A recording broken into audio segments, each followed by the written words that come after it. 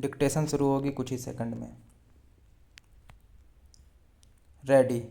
In the case in hand the learned Munsif rejected the execution application on the ground that the decree holder took no other steps for proceeding with the execution. Quite obviously, the execution application was not fixed on 11th July 1980 for its hearing.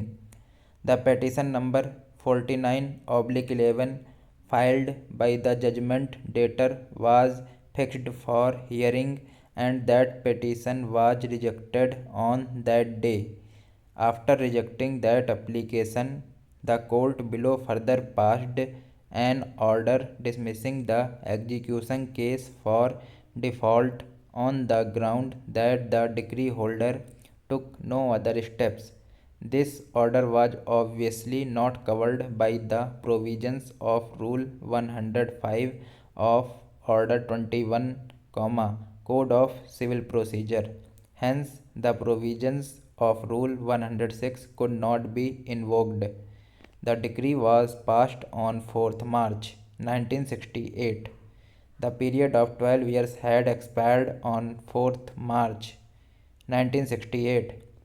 The execution application was dismissed on 11th July 1980. In these circumstances, the decree holder filed an application under Section 151 Code of Civil Procedure for recalling the order of 11th July 1980 instead of filing a second application for execution. Full stop para.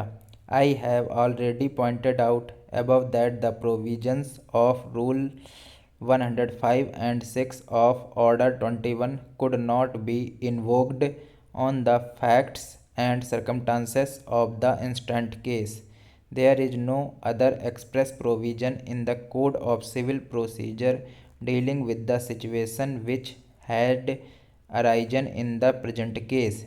The trial court had not fixed the execution application for hearing on 11th July 1980.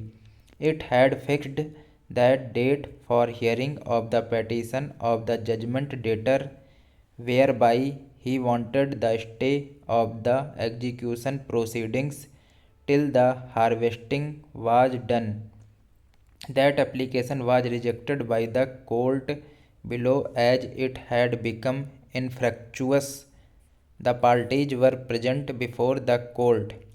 If any steps were required to be taken by the decree holder for proceeding with the execution, the court should have granted time for doing so.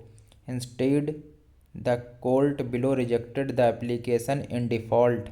The decree holder therefore applied for setting aside that order.